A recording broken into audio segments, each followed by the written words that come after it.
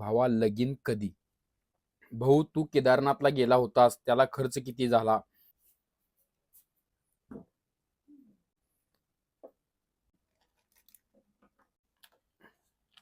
हळूहळू काढतो. गार्लिक कोक थंबनेल पहिला. तर भावांनो, परत आपल्या एका नवीन व्हिडिओमध्ये स्वागत. परत घ्या. भावांनो, परत आपल्या एका नवीन व्हिडिओमध्ये स्वागत आहे. इकडले आहे पनीर अंगारा, तिकडल्या साईडला जिरा राईस, इकडे बटर गार्लिक नान, इकडल्या साईडला रेग्युलर बटर नान, बटर रोटी सॉरी, इकडे कोक आणि इथे कांदा लिंबू. आजचा मग भारी आहे. काही प्रश्न पण खतरनाक आहेत आपली, जसं की माहिती कंटिन्यू प्रश्न घेतोय मी. म्हणतं माझं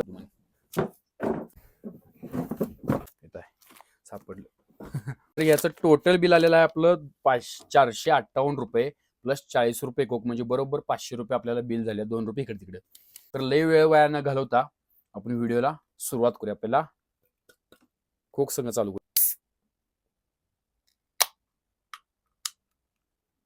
चीयर्स.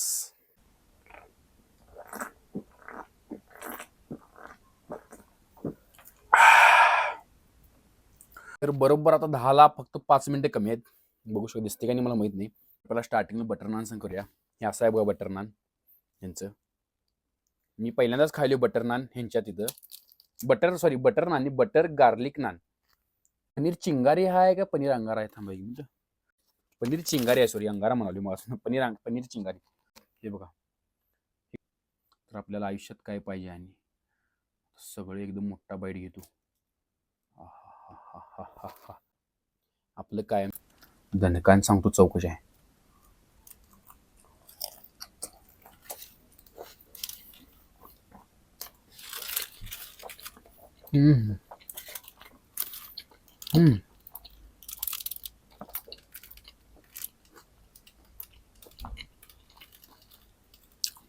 हे जे पनीरचे पीसेस आहेत नाही बटरमध्ये डीप केलेत बघा. यातनं गरम याले. अजून अर्ध घेतो पनीर. हे जास्त घेतो. लय कांदा ठेवतो यावर.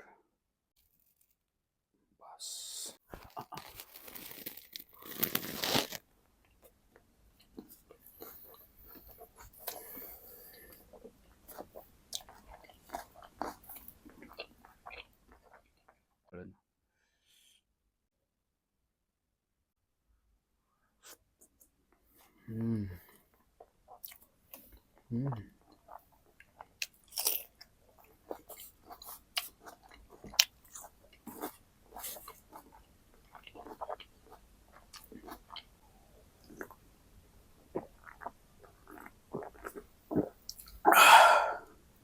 पहिला प्रश्न विचारला सिद्धार्थ पुजारी 919 दादा तुम्ही जैन कास्ट आहे का? जैन कास्ट आहे का? तर भाव होय मी जैन आहे. जैन चतुर्थमध्ये येतोय आम्ही. तुमची कास्ट कोणती आहे माहित नाही मला. नाव काय? पुजारी म्हटल्यावर तुम्ही बहुतेक लिंगायत आहेत असं वाटतं बहुतेक माझ्यामध्ये. आम्ही तर जैनच आहे सोड. मी जैनच आहे. दुसरा प्रश्न विचारला अरुण कोळी 03 सोलापुरी लेझिम आवडते काय भाऊ? आपलंच पेज आहे ते सोलापूर लेझिम 13. शेवट रे आम्ही आलतो की. होय मला माहिती आहे. मी सोलापूर लेझिम अजून मी बघितलं नाही कवा. एकदा नुसतं मला वाटतं रीलमध्ये कवा तर आलतं. खरं मी एवढं अजून मला लक्षात येईना. खरं पण मी आज 100% सर्च करून बघतो सोलापूर लेझिम तुझं पेज ते चेक करतो नक्की 100%.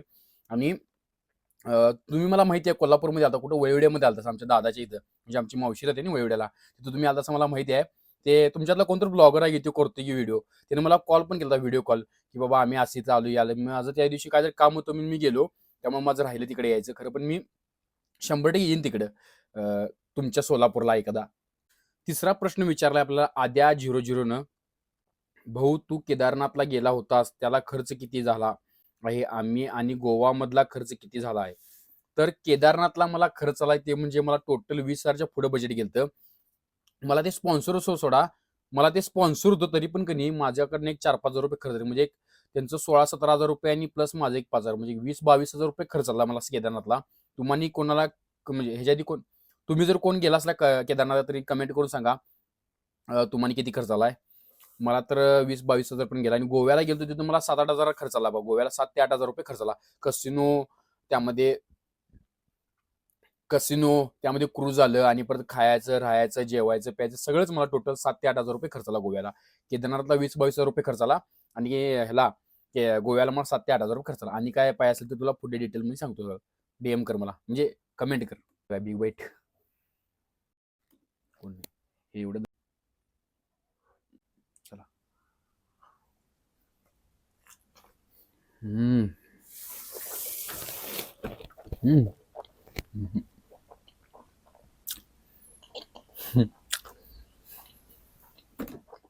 भारी आवडले त्यांच्यातलं हे पनीरचं पीस केवढं मोठं आहे बघा की नुसता. देतो 2 करायला.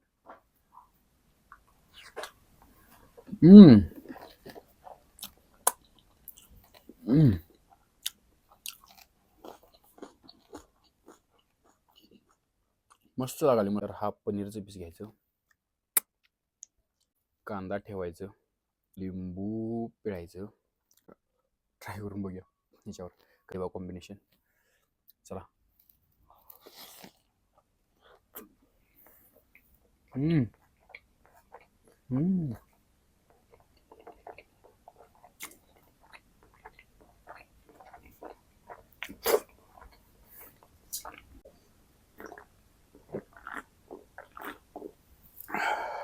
तुपात बहुतेक फ्राय केल्यात असं मला वाटायला. वेगळा विषय लागला आहे आज.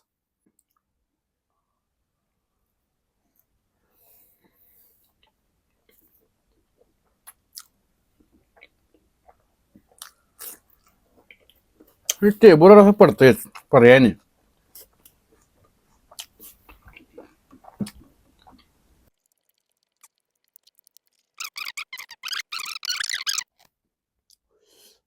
आणि हा आज फक्त मी 7च प्रश्न घेतल्यात, तरी गडबड होती व्हिडिओ करायला त्यामुळे. 4था प्रश्न विचारलाय वसीम अहमद 45 फॉलोबॅक दे ना दादा. भावा मी तुला फॉलोबॅक देऊ शकत नाही, तरी पण तू टाकलास मेसेज फॉलोबॅक दे, कसं देईन भावा तुला. 5वा प्रश्न आपल्याला विचारला तेजस्विनी 9638 DM मेसेज बघ की. हा आत्ता मला आठवलं तेजस्विनी कोण आहे. मी बोलतोय असं काय अडचण नाही. म्हणजे साताऱ्याची काय तर मुलगी आहे ती मला DM केली ती, बाबा चांगलं होतं व्हिडिओ ते, थँक्यू म्हटलं. आणि आता आमचं म्हणजे बोलतोय आम्ही कंटिन्यू आधीमध्ये ते कवा तर. 6वा प्रश्न विचारलाय मिस्टर सायलेंट भावा लगीन कधी. प्रश्न विचारून मला भाऊ तू कोड्यात पडलायस. आत्ताच मला 25 रनिंग आहे आणि मी लग्न कवा करणार मला विचारलायस. माझं लग्न तर मीच सांगू शकत नाही कवा करीन, कारण की पोरगी तर द्यायला पाहिजेत, त्यासाठी सेटल व्हायला पाहिजे, सेटल होण्यासाठी पैसे मिळवायला पाहिजेत, पैसे मिळवण्यासाठी काहीतरी करायला पाहिजे, आणि काहीतरी करण्यासाठी काहीतरी करायलाच पाहिजे. त्यामुळे मी लग्नाचं काय सांगू शकत नाही. 27च्या टायमिंगला करेन आपलं बरोबर. त्यावेळी नियोजन लागते व्यवस्थित, म्हणजे सगळं व्यवस्थित सेटल बिटल असं होईल असं वाटायला बघूया. आणि त्यात आम्ही जैन आहे, जैनांच्या तुम्हाला माहीतच आहे लग्नाचं बोंबाबोंब चालू आहे लई. त्यामुळं आमच्यात तर लग्नाचा लई प्रॉब्लेम आहे, कवा होईल काय सांगता येत नाही. बघूया आता. घर पण बांधलं नाही अजून, घर पण बघायला पाहिजे, घराचं सगळंच बघायला पाहिजे. अजून काही सध्या आम्ही फायनान्शियली काही स्टेबल नाही आहे सध्या, त्यामुळे आता तरी काही नाही, लगेच थोड्या दिवसानंतर करेन आम्ही. बघूया. 7वा प्रश्न विचारला इट्स संख्या 96K घरातली काय बोलत्यात काय असं व्हिडिओ करताना. स्टार्टिंगला माझा फेस पाडत होती, इंजिनिअरिंग कॉलेज सोडून हे काय करायलायस. अजून पण माझा फेसच पाडतात जॉब कर्जा म्हणून. खरं पण मी काय जॉब करू शकत नाही, हे मी त्यांना पहिलाच सांगितले. मला काय जॉब जमणार नाही, आपलं स्वतःचं काहीतरी करायचं नाही तर सोशल मीडियामधनं काहीतरी आपलं बिझनेस काहीतरी घालायचं. खरं पण आपल्या मनाला पडते तेच करायचं. मी साहेब म्हणतोय आपल्या मनाला जे पडतं ते करा. आणि अजून पण मला घरातली जेव्हा देतात की हे काय करायला आहेस, हे सोडून दे, हे काय कायमचं आहे काय. खरं पण आपण काहीतरी भविष्यात पुढचं प्लॅनिंग करायचं आणि काहीतरी ह्याला लॉंग टर्मला टिकवण्यासाठी काहीतरी करायचं आणि मग ह्यातच काहीतरी करिअर करायचं. मला काय बाबा जॉब बीब करायची गरज नाही, म्हणजे जॉब बीब करायचं माझं काय प्लॅनिंग नाही आहे. त्यामुळे मी काय जॉब बीब काय करणार नाही आहे. त्यामुळे समजून घ्या. घरातले अजून पण शिवाय देतात, आधी पण देत होती आणि भविष्यात पण देणार. खरं पण आता जरा पहिल्यापेक्षा काय म्हणेल, कारण की पैसे मिळवायला की काय म्हणत नाहीत घरातली. तर पैसे नाही मिळवायला असं की मग तुमच्या दंगा करतात. पैसे जर मिळवायला घरातनं 1 रुपये जरी मागितलं नसतं तर काही अडचण येत नाही. अडचण कुठे येते, ज्यावेळी कुठं तर चालला आहे काहीतरी करला आहे त्यावेळी पैसे मागितला असा तर त्यावेळी अडचण येते. खरं आत्ता सध्या तरी काय अडचण येत नाही, कारण की मी पैसे मिळवाले. कमवले स्वतःच्या जीवावर. हे मोबाईल बघायला हे माझ्या जीवावर घेतले, हे सेटअप माझ्या जीवावर आहे, खायला आणलेलं माझ्या जीवावर, रिंग लाईट माझ्या जीवावर आहे, पाठीमागचा पडदा मारलेला सुद्धा माझ्या जीवावर.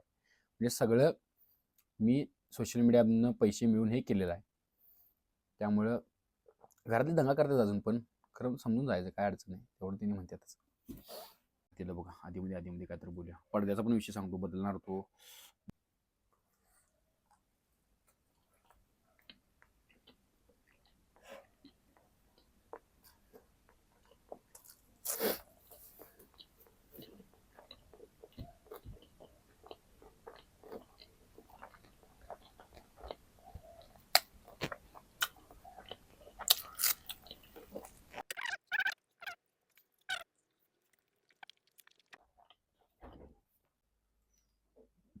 पनीर आहे का रे?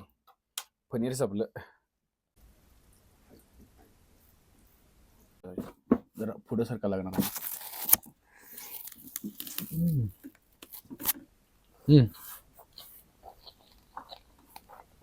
तू